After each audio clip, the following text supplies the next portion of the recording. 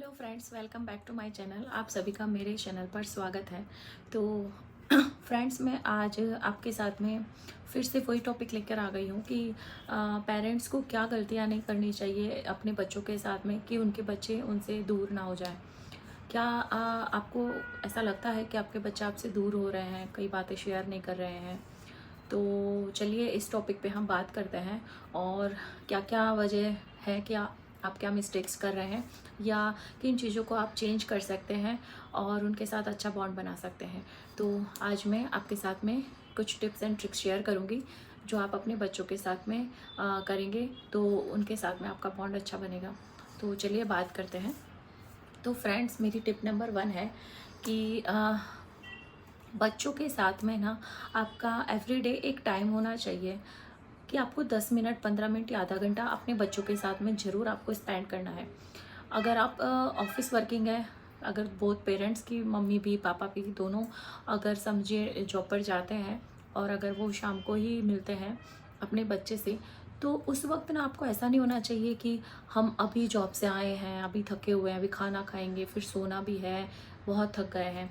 I understand कि जो working है उनके लिए थोड़ा बहुत ज़्यादा हो जाता है कि वो सुबह से 9-10 घंटे की जॉब करके फिर ट्रैवलिंग करके घर आ रहे हैं, फिर खाना भी खाना होता है, घर को भी समेटना होता है अगर मदर्स हैं उनको। तो उस वक्त एक्सपेक्ट करना कि बच्चों को भी टाइम दे तो मुश्किल लगता है। तो मैं आपको ये कहना चाहूँगी कि सिर्फ 10 मिनट, ज़्यादा नहीं, या फिर आप समझिए डाइनिंग टेबल पर हैं, आप साथ में खाना खाएं, है ना। बच्चों के साथ में खाना नहीं खा सकते, अब बच्चे ने अगर पहले खाना खा लिया है और आप लेट आते हैं घर पे, तो ना आप 10 मिनट का टाइम ज़रूर निकालें। तो उनको ऐसा लगेगा कि मेरी मदर या फादर को मेरे से बात करने में इंटरेस्ट है, उन वो मेरे साथ में, मतलब बच्चे को है ना इमोशनली सपोर्ट मिलता है। आपको लगता है कि क्या हो जाएगा अगर बात नहीं की तो, लेकिन बच्चों को इमोशनली सपोर्ट मिलता है इन चीज़ों से। और बच्चे ना, हाँ, आपको कई चीज़ें होती है जो उनको बतानी होती है, लेकिन वो उनको फिर लगने लगता है कि है ना, मतलब मम्मी या पापा इंटरेस्टेड ही नहीं है या उनके पास टाइम ही नहीं है। बच्चों के माइंड में ये चीज़ घर कर जाती है। तो ये गलती बिल्कुल ना करें। अपने बच्चों के साथ में संडे, एवरी संडे तो छुट्टी होती है सबकी, तो एवरी संडे कुछ ना कुछ प्लान बनाएं, उनके साथ बाहर जाएं। बाहर नहीं जा सकते तो घर के अंदर ही उनके साथ कुछ ना कुछ एक्टिविटीज़ रखें जिनसे आपका उनका बॉन्ड अच्छा हो और ऐसे कभी नौबत ही ना आए कि उनको ऐसा लगे कि मैं अकेला हूँ। ठीक है, बच्चे को कभी ऐसा फील ही नहीं हो और वो कभी भी आपसे दूर नहीं हो, मतलब इमोशनली भी और मेंटली हर तरीके से बच्चा पेरेंट्स के साथ सपोर्ट और सेफली और अच्छा खुशहाल हैप्पीली माहौल फील करे। तो फ्रेंड्स, टिप नंबर 2 है कि जब भी आप अपने बच्चों के साथ में हैं, यानी आप अगर बाहर वेकेशन पे गए हैं, आप डिनर पर गए, आप घर पे भी अगर हैं और आपके आसपास आपका बच्चा है, छोटा हो या बड़ा हो, मैं ये नहीं बोलूँगी कि 2 साल के बच्चे की बात करो या मैं टीनेज बच्चे, किसी भी एज का बच्चा हो, क्योंकि बच्चे ना, 2 साल के बच्चे भी आजकल सब कुछ समझते हैं। तो छोटे बच्चों को ये होता है ना, बार बार में आके आप बैठे होंगे ना तो आपको कुछ ना कुछ बोलेंगे, कुछ ना कुछ आपको पूछेंगे। तो ज़्यादातर पेरेंट्स ना अपने फ़ोन में ही लगे रहते हैं, रील्स देखना या समझिए कुछ ना कुछ करते रहना। हो सकता है कि कुछ वर्किंग पेरेंट्स हो जो वर्क फ्रॉम होम करते हो, वो उस वजह से फ़ोन या लैपटॉप में रहते हैं। लेकिन क्या है ना कि चलो, आपके पास उस वक्त अगर टाइम नहीं है, आप कुछ काम कर रहे हैं, ठीक है, तो बच्चों को बोलिए कि बेटा मुझे 10 मिनट का टाइम दो, मैं 10 मिनट के बाद में तुम्हारे पास आऊँगा और तुम्हारी बात सुनूंगा, ठीक है। फिर आपको याद रखना है कि वो 10 मिनट के बाद मुझे उसके पास जाना है और उससे बात ज़रूर करनी है। ये नहीं कि आपने बस इग्नोर करने के लिए बोल दिया, नहीं, आपको अपने बच्चे के पास में जाना है और पूछना है, बेटा बोलो क्या बात थी। इससे क्या होगा, बच्चे के अंदर ऐसी फीलिंग्स आएगी कि मैंने जब मम्मी या पापा के पास गया था तो उन्होंने मुझे बोला और फिर अभी वो खुद से आए हैं। तो उसको आपके ऊपर कॉन्फिडेंस आना स्टार्ट हो जाएगा, उसको फील होगा कि आप उसकी बात सुन रहे हैं, आप उसको इम्पोर्टेंस दे रहे हैं, आपको ज़रूरी लगता है उसकी बातें क्या है क्या नहीं है, ठीक है। तो ये चीज़ों से भी बच्चों को कॉन्फिडेंस और आपके ऊपर उनको एक ट्रस्ट बिल्ड होता है कि मेरे पेरेंट्स मेरी बात सुनते हैं। और कभी भी कुछ भी हो, लेकिन आपको अपने बच्चे को इग्नोर नहीं करना चाहिए। अपने बच्चों के साथ में ऐसा बॉन्ड बनाएं कि उनको ऐसा फील ही नहीं हो कि मेरी मम्मी या मेरे पापा मुझे हमेशा इग्नोर करते हैं। ये नहीं कि बच्चा पास आ रहा है, रो रहा है, कुछ बोल रहा है, चिड़चिड़ कर रहा है और आप अपने फ़ोन में है ना लगे हुए हैं।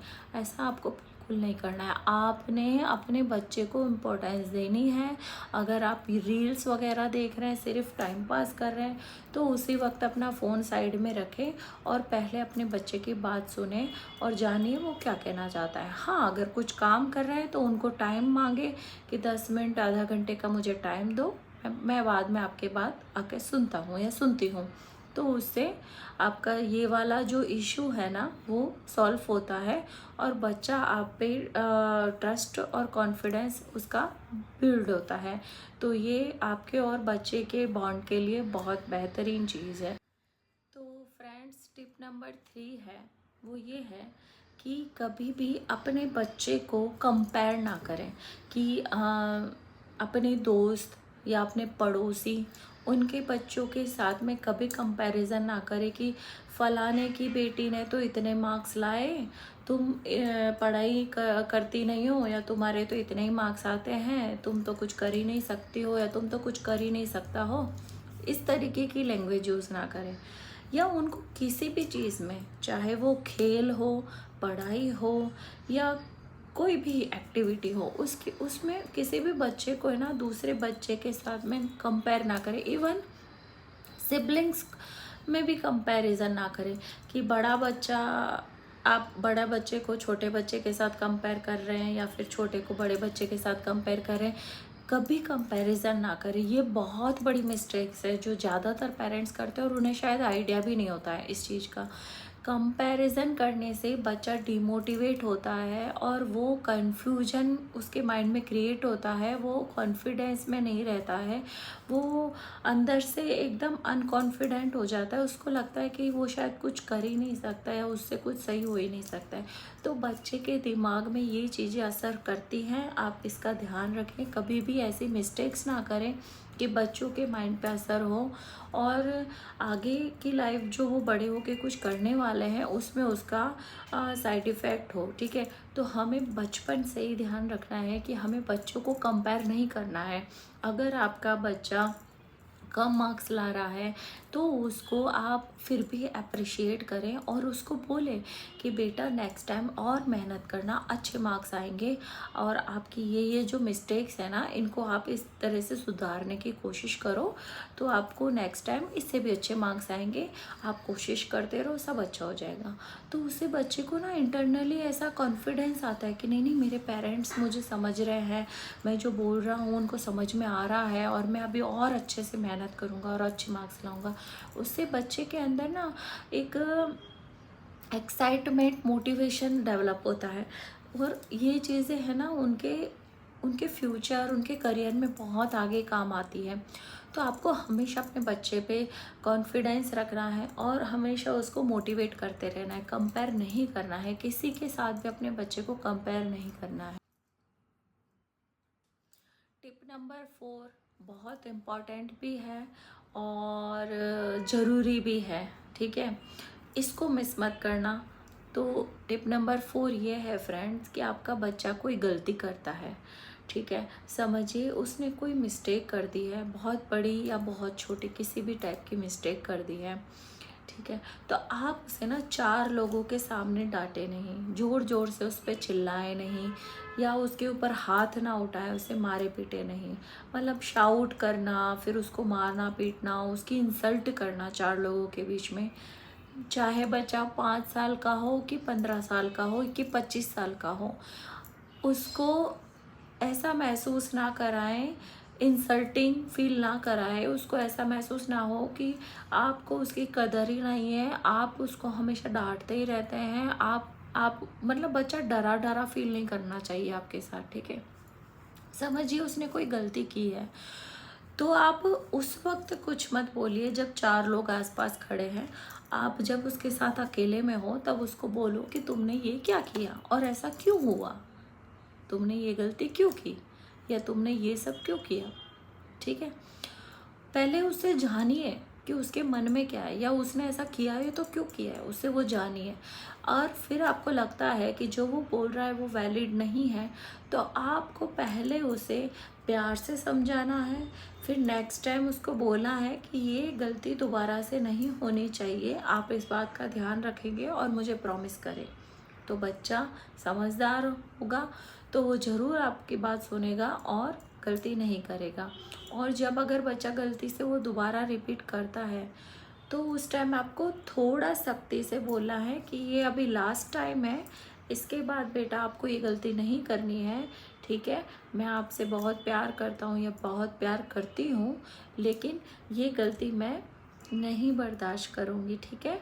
और आपको अभी ऐसा नहीं करना है, और उसकी कॉन्शियस भी उसको बताएं कि हमें ऐसा क्यों नहीं करना है, या आपको ये गलती क्यों नहीं करनी चाहिए, ये क्या बुरी बात है, या मतलब जो भी सिचुएशन है वो उसको खोल के बताए कि ऐसी ऐसी बात है, इसके लिए आपको ध्यान रखना है और आपको ऐसा नहीं करना है। क्योंकि बच्चों को समझना ज़रूरी होता है कि क्या वजह से हमारे पेरेंट्स हमें मना कर रहे हैं। जब तक उनको डीपली समझ नहीं आता है ना, तब तक वो नहीं समझेंगे। तो उन्हें हर जो चीज़ या जो भी सिचुएशन है उसके बारे में उनसे डिस्कस करें, उन्हें उसके साइड इफ़ेक्ट्स बताएं कि नेगेटिव पार्ट बताएं कि ये चीज़ करोगे तो ऐसा होगा, ऐसा करोगे तो ऐसा होगा, फिर आपको नुकसान होगा।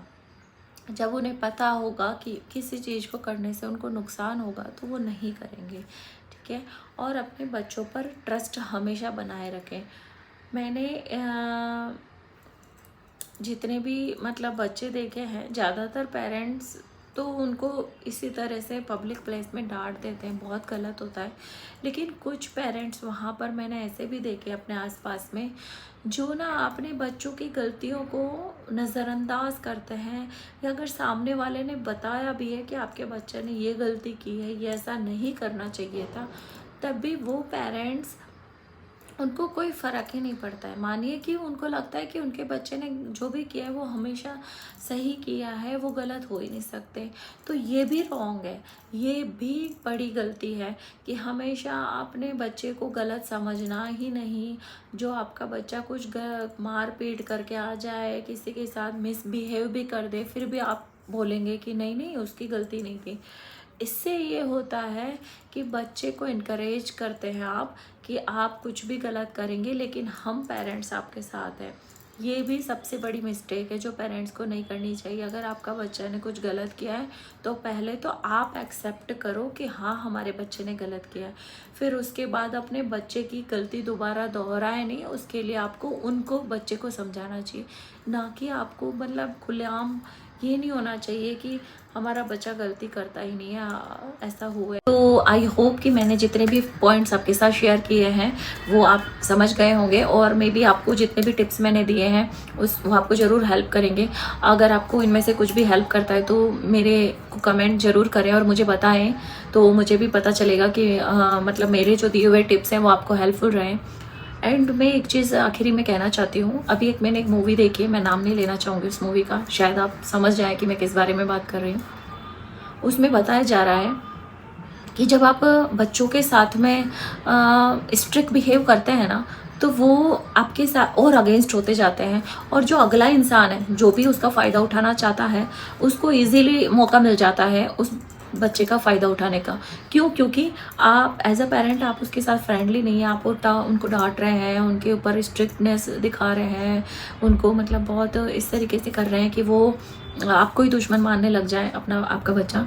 तो इन वजह से दूसरा जो इंसान होता है ना, जो कि आपके बच्चे का यूज़ करना चाह रहा है, उसको मौका मिल जाता है, ठीक है। तो कभी भी किसी तीसरे पर्सन को आपके और आपके बच्चे के बीच में ना आने दें, और अपने बच्चों के साथ एक ट्रांसपेरेंट रिलेशन बनाएं, ताकि कुछ भी हो, कभी भी हो कुछ भी गलत, तो वो हमेशा आपको बिंदास खुले मन से बात कर सकें। और कभी वो बच्चा डर गया है किसी बात से तो भी आपके पास आकर आपको बात बता सके। ऐसा आपको रिलेशन अपने बच्चों के साथ बनाना चाहिए। तो फ्रेंड्स, मैंने जितने भी पॉइंट्स आपके साथ शेयर करे हैं वो मैं अपनी लाइफ में भी अप्लाई करती हूँ। ऐसा नहीं है कि सिर्फ वीडियो बनाने के लिए मैंने आपके साथ शेयर किया है। और मैं चाहती हूँ कि जिनके भी बच्चों के साथ में कुछ भी प्रॉब्लम्स है वो सॉल्व हो। और अगर मेरी ये टिप्स एंड ट्रिक्स आपको हेल्पफुल रहती है तो प्लीज़ मेरे वीडियो पर कमेंट करें और लाइक करें और शेयर करें अगर मेरा वीडियो पसंद आया हो तो।